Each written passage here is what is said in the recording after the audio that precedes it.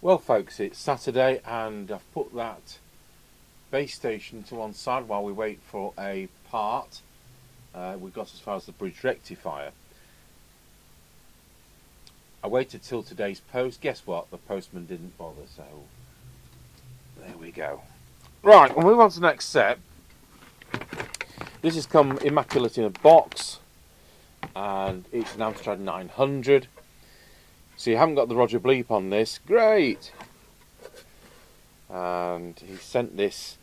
This is the type with the funny power lead, which you can't get, and he's got the original power lead. So that's that problem solved. Also comes with the Action Man mic. Now we'll test this, and we'll certainly use it on the air test, but we will use our standard replacement mic for all the other things we're going to do with the set, especially if I know where I put it. I think that's our current standard replacement mic. I did have a quick look to see whether the service manual was on this bench, and no, it isn't, so we'll leave the VCO until later.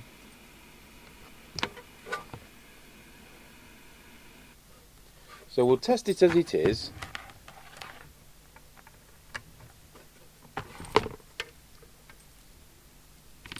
Connect it up to our dodgy crocodile clip so they can sit there shorting out.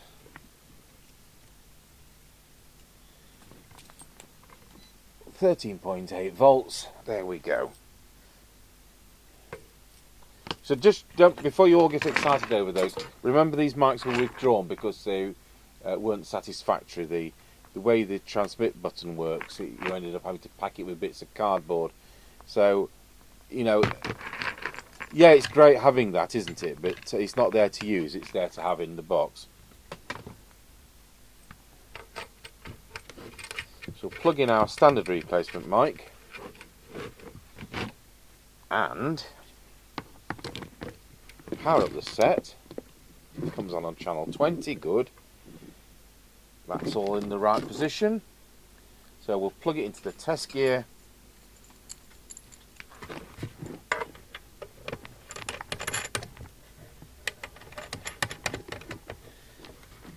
And yes, it sits there hissing. We'll plug the test equipment speaker in so that it's going through the instruments. And that sounded a bit dirty. Get up, because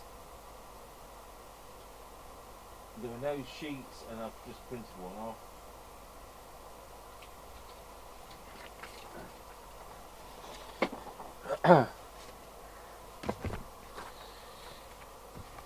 This is another. Oh no, this isn't a trade one. It's an end user.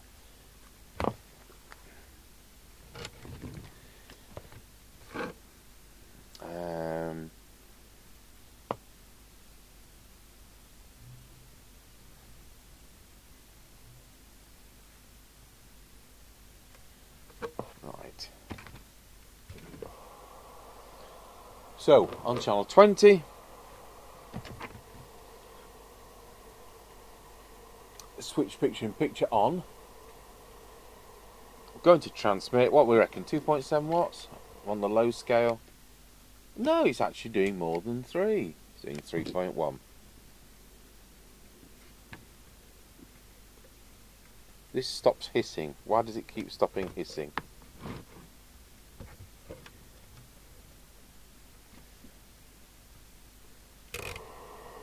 It could be the Squelch is on these radios. You can, if you don't plug an aerial in, sometimes the Squelch can come in, and we're on the test gear, so it's effectively no aerial. Channel 40, 2.9 watts. Channel 1, oh, also 2.9 watts. Right, back to channel 20, and we've got 1.248 1.248 amps, which for that output isn't brilliant. It sounds like it's off tune. go to low power. It's fixed on these. In other words, you can't alter it. It's 210 milliwatts. Come back to the VCO. For what it's worth on this test set, wow, right. It's transmitting on all 40 channels at once, I think. Let's see what the deviation is according to this. Wow. According to this test set, it's 15 kilohertz. Bet that sounds great on a Fidelity 1000. Transmit. Now the test gear's only been on 10 minutes, so we'll take this with a pinch of salt, because at least we'll see whether we're in the right direction. So camera 2. 2779094. So it's supposed to be 125, 2779125. I can't send it back if it's less than 100, but it's not illegally out. It's not even noticeably out of that, but that's a company rule. So on transmit, when we key it up, are we back on full power? We are now. It's showing all the bars. So it's 5, which it should of course be 4. And on receive, let's put the signal generator on. And we want 2779094 to be absolutely fair.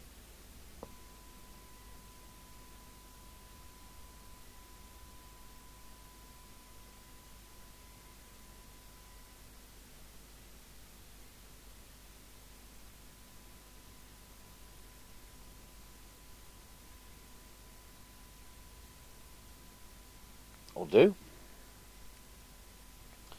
So we've got 100 microvolts on the signal generator. It's reading 7. So to get it to read 9, oh, my RF gain's not up full. It is correct. It doesn't have a meter lamp. Switches work. We'll come back to the sockets work. It doesn't have PA. We're getting through these. So let's see what the cyanide meter has to say. Go to camera 4 and move it around because of the mice, and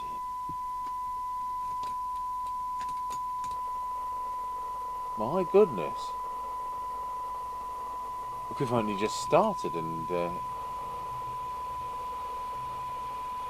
bet the owner wishes the transmit works as well as the receive. So we've got 0.24.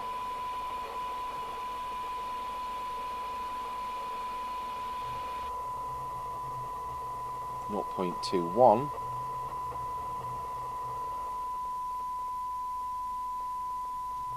and 0.53. Of course the detector could be out.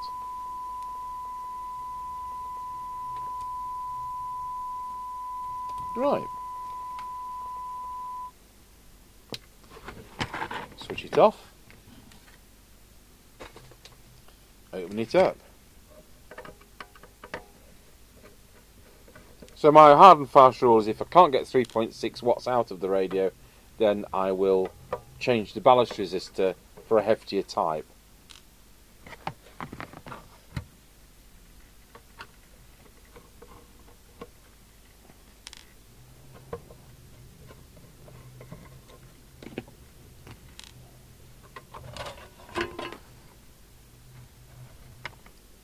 So soldering around the ballast resistor.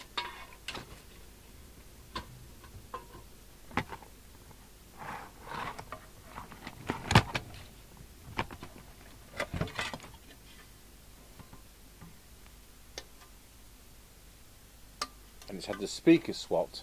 It's got a great branded speaker, which of course it wouldn't have had. So all the Amstrad 900s are genuine. There are no fake ones. So that's not. That's the rubbish version. I'll tell you what. I'm not even going to bother tuning it with that version of the ballast resistor. They did this to drop the power when they came into this country because they were overpower. and they've gone over. They've gone too far. So let's see whether I've got some resistors here.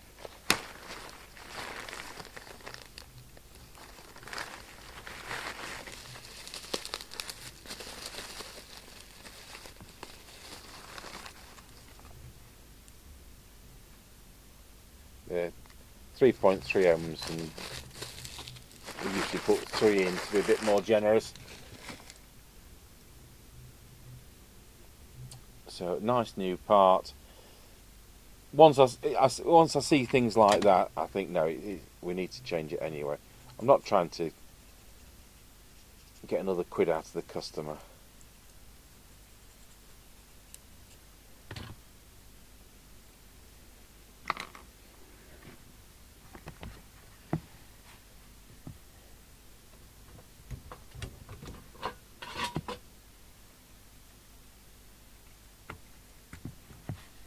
That work around the ballast resistor was a very long time ago.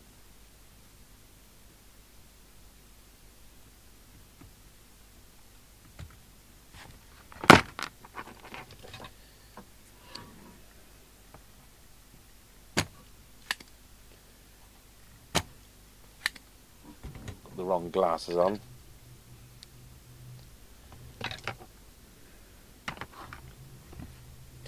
I managed to clean it up without the right glasses. So we've got one piece of sleeving.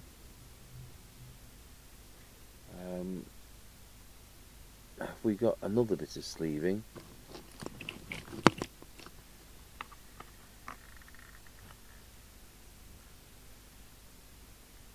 I mean, they've done with one, but I like it when there are two. Not that it's going to touch anything. We've got some. It's a bit thick, but Mr. Chippie would say, like you, if I said, "Oh, it's a bit thick," that's what he'd say.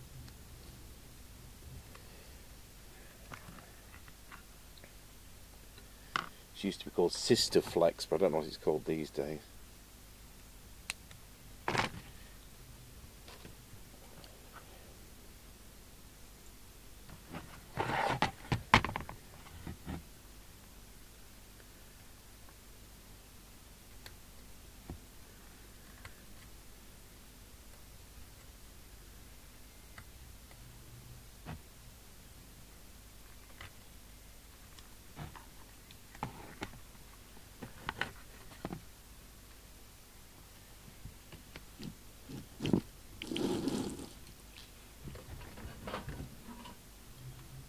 First one in, second one in, cut the excess off.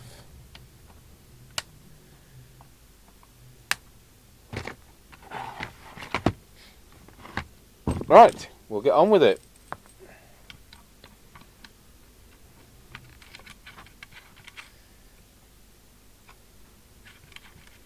I don't know why these are so difficult to get, but I ended up having to order them 9 months in advance of wanting them. Right, over back to the power meter, radio back on, press transmit. We're going to go up the transmitted path, so we'll do the VCO later. Tell you what, we'll put it on frequency because we can always trim that again. And it looks like there is some movement there as long as these aren't broken. So we'll go to the frequency count and do that first.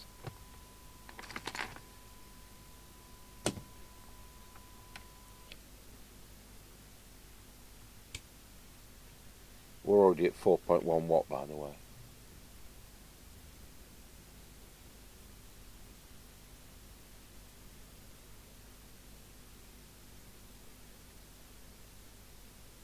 Look at that genuine Japanese set. It's still capable of going on frequency 40 years later. So back onto the main meter. So as the set's warmed up, the power's dropped slightly. We're at 4 watts. Centre of the peak. We don't want it lopsided.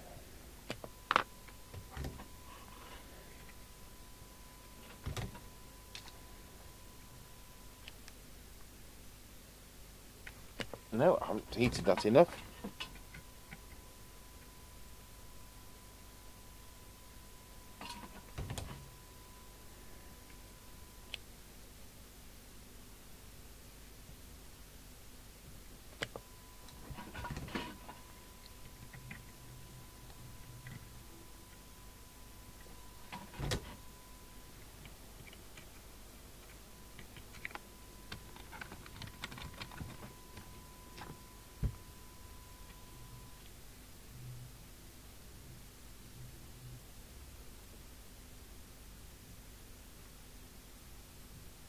It does 4 watts.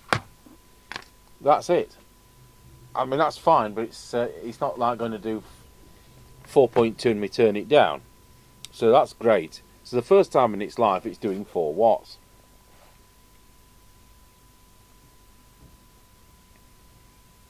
Of course, I've lost the pen, haven't I?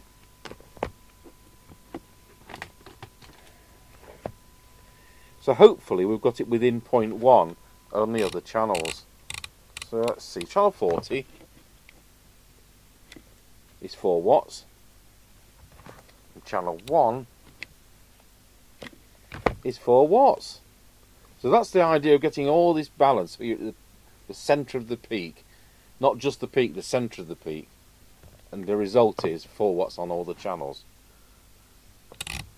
Now, this may have increased the power consumption scarily. 1.4. It's another 150 milliamps to bring us that extra watt. Has low power improved? Not always. Go to the low scale, and we now have 290 milliwatts on low power. So it has gone up 80 milliwatts. Great. Switch on the other test set. That can be warming up so we can do the deviation. Start on transmit. Just going to check these controls.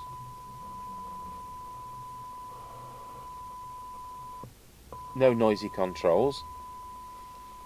So go straight over to receive, and we now need to reset the frequency counter because it's now on, the radio is now on the correct frequency and not where it was.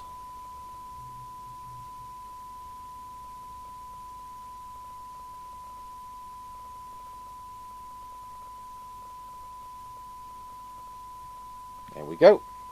And we're going to be looking at the oscilloscope next. Put an S9 equivalent signal of 100 microvolts on, which is what it is in the UK for S9 on a CB radio here. Not to be confused with amateur radio, which is a different figure. And we want the detector, which is that one.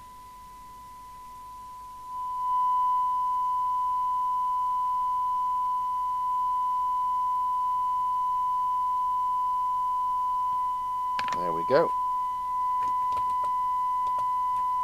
I'll just do it on that waveform, it's a bit cleaner.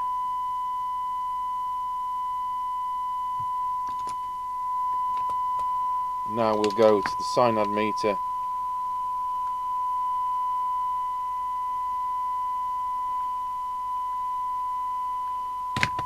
Drop the signal on signal generator so we can tune the front end.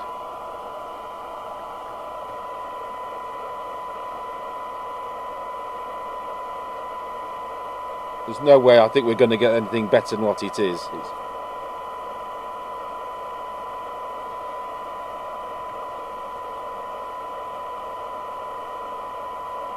No. Bigger signal for the IFs.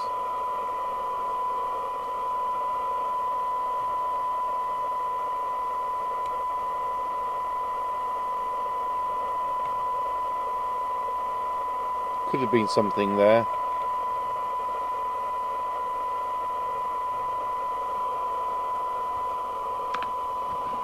Right, now what we'll do, just do the meter, so it reads S9, which it does, but I want to just check that it's where I want it to be. So it's showing S9 for the 100 microvolt input. So I'm just going to increase that to it says plus 30, and then just drop it off that fraction. So now we know that if we increase the signal from 100 microvolts, we're going to get, hopefully, plus 30.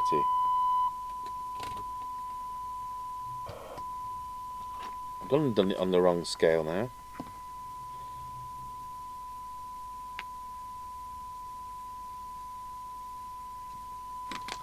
Signal generator up, and we get plus 30. Good. Well, that's how I like to see it. It's easy to get it that the 30 doesn't ever light, which is what we just had. I'll turn my talkie-walkie back off. So that's the receive done. We've got the VCO to do. We've got the deviation to do. I'll see whether the deviation meter is ready on the other test set.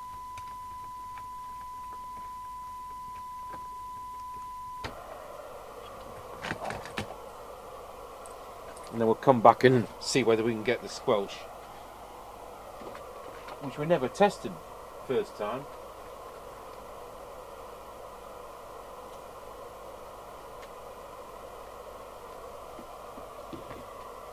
This customer's also sent in a commercial SWR meter, which will be interesting, a Pi one. So we'll be looking at the service manual and seeing whether we can calibrate that. Not that this is an instrument calibration service. Wallow.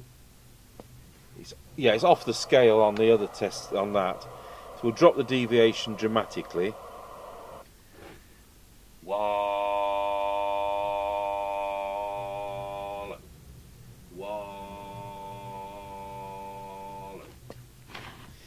That should be where we want it to be. Let's go back to the other test set.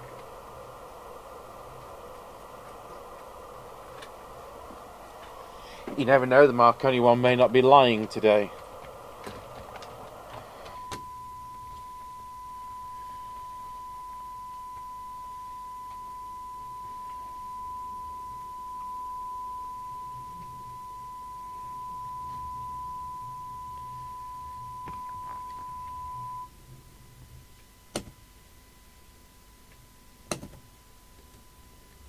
Back to the main meter.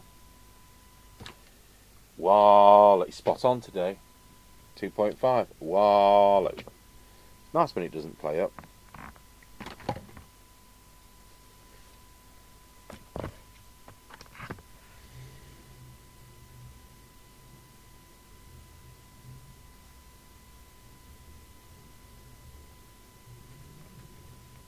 You know what they do, the screwdriver jockeys? You've got a mate at the end of the CB.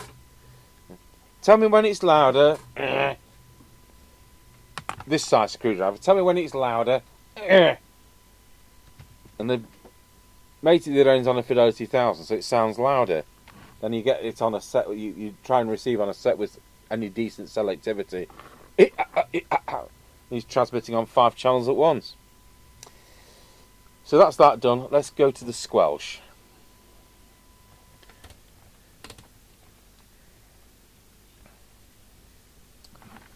So turn the squelch. We'll turn the squelch to full. See when it comes in. Let's put the camera on the attenuator. 1, 3, 10, 30, 100. Yeah, it never comes in. Ever.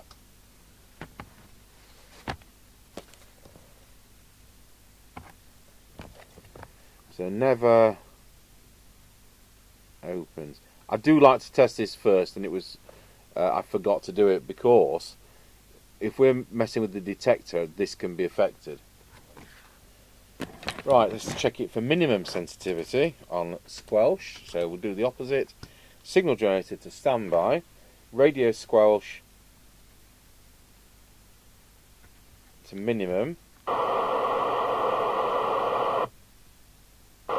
Set threshold.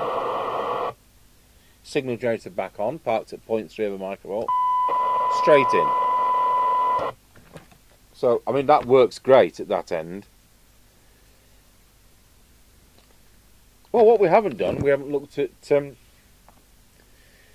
Tell you what, we'll get done with this squelch. I'll put it back to full. Full squelch. I've got 100 microvolts there on a signal generator. What I now want to do is to drop the squelch preset so that the squelch opens.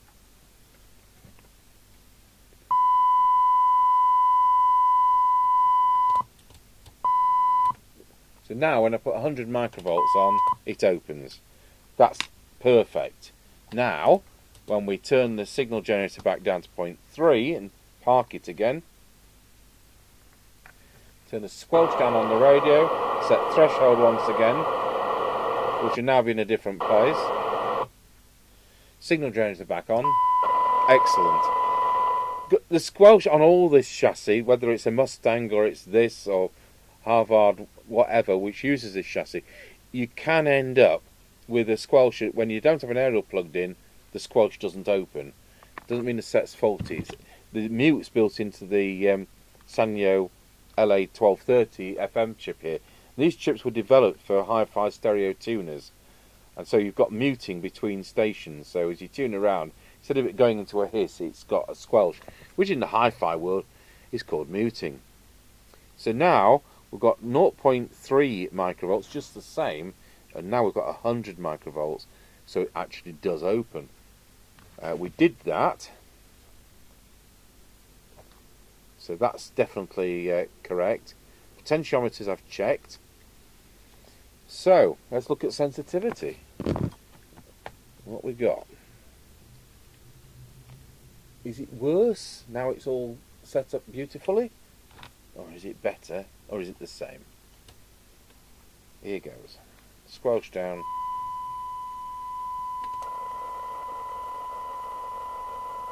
Well, it is better. Actually, I can't believe it is. It's 0.24.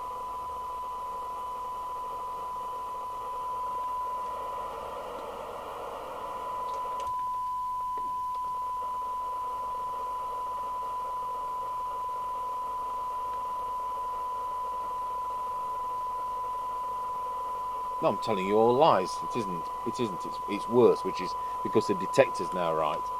0.32. 0.32 for 10 dB.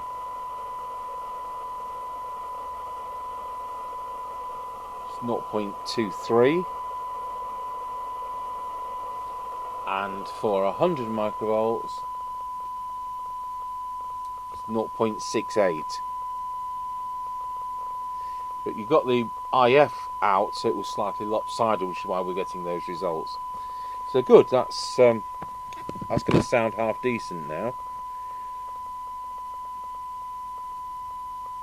What have I missed? I haven't done the transmit meter, have I? So on transmit, it'll be well over the top now. So when I key up, of course it's going to be, oh, we're on low power. When I key up, we're going to have all those lights. So I need to set it so that it's not quite plus 30, like that. And when we do go to low power, which we've already seen, it will be one light.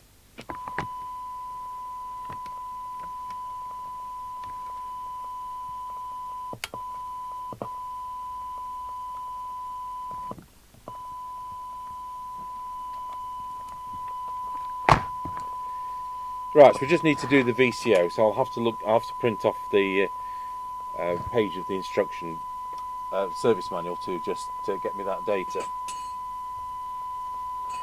Okay, so I'm back now with the appropriate page from the service manual.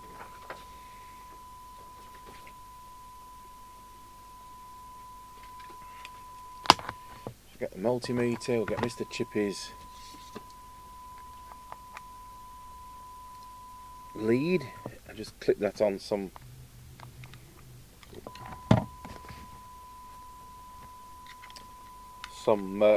handy earth point. The chassis is not earth on these. Quite a long lead for once on this capacitor 9. So that's our test point.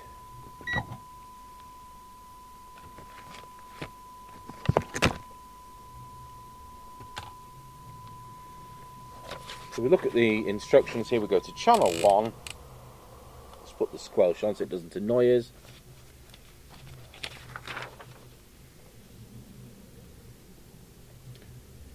And capacitor 9 and ground, as I said, it's the far side of capacitor. So looking at it, if this is the front and that's the back, the far side to me is there. And so we're supposed to be in transmit, and we're supposed to have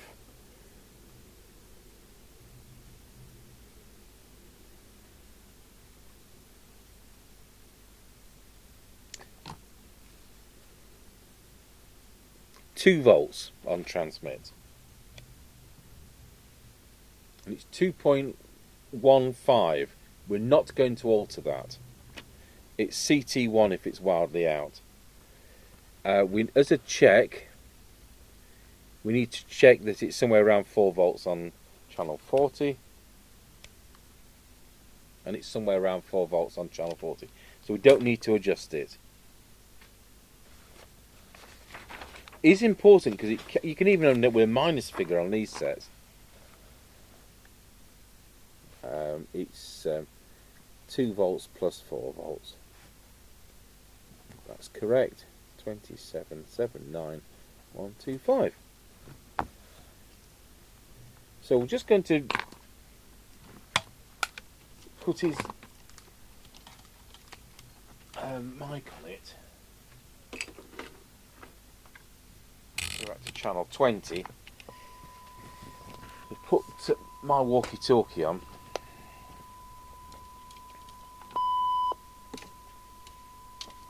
We'll do an on the air test then. Testing 1 2, testing 1 2, testing 1 2 3 4 5.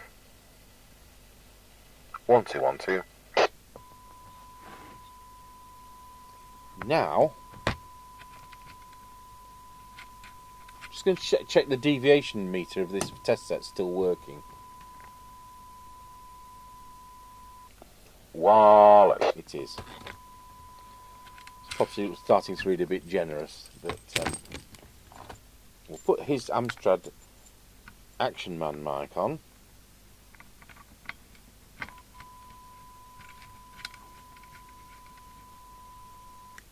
One two one two Warlow 1 2. So you can see you've got to press it further than you should.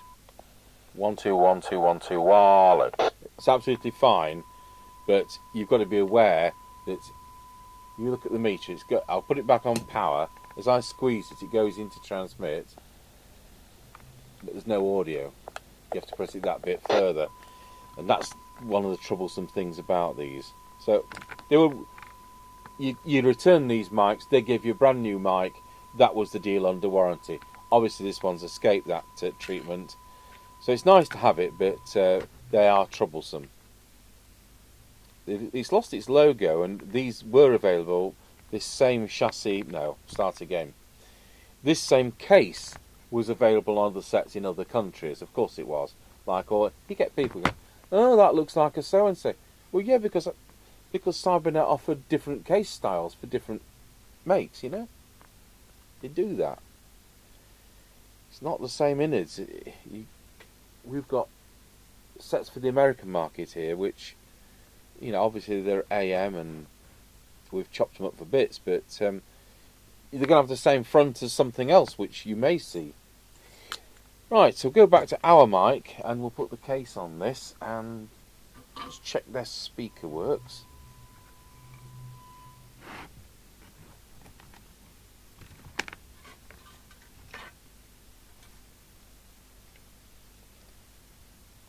So it certainly needed some service work.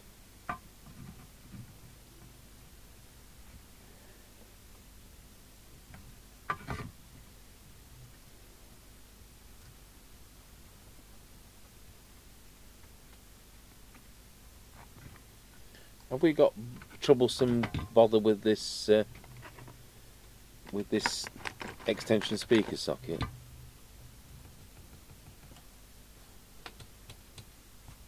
Oh, I haven't got the mic in. No wonder it's not saying anything.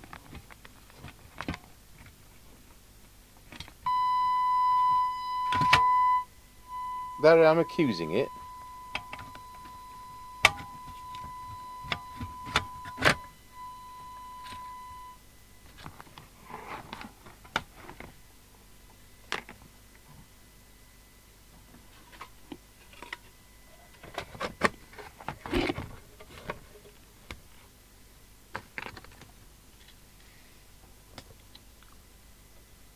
we go. I've turned my soldering iron off now. I can save electricity.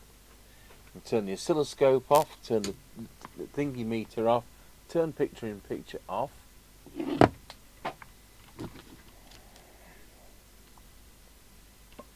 So we're going to do the on-the-air test with my standard replacement coffin mic. And then at the end, when we go through to my base station, I will substitute for the Amstrad original mic and try and remember to squeeze it that extra bit more.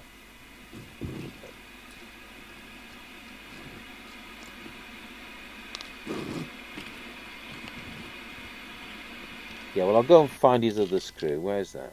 There it is.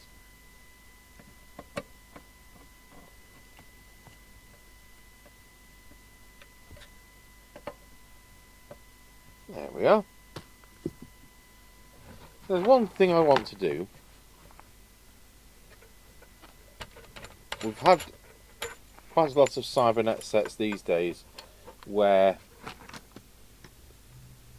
Mr. Chippie's got to scratchy corner and he said that's not as good as it should be. And you've got this. No, this hasn't got corrosion on the PL plug. But the other thing that can happen is that the leaves inside there, because it's got 4 springy leaves, we usually put a precision screwdriver down there to make sure it's opened up.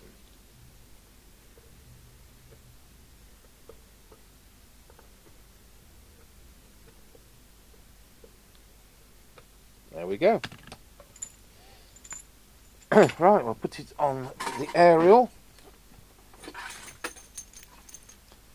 It's very windy.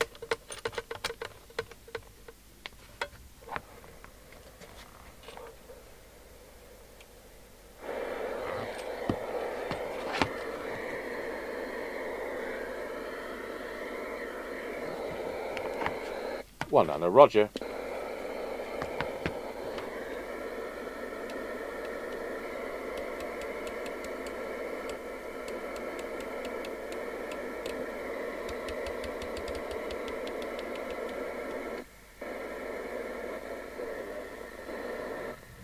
Away then, yeah. Still there. How many euro is it still there?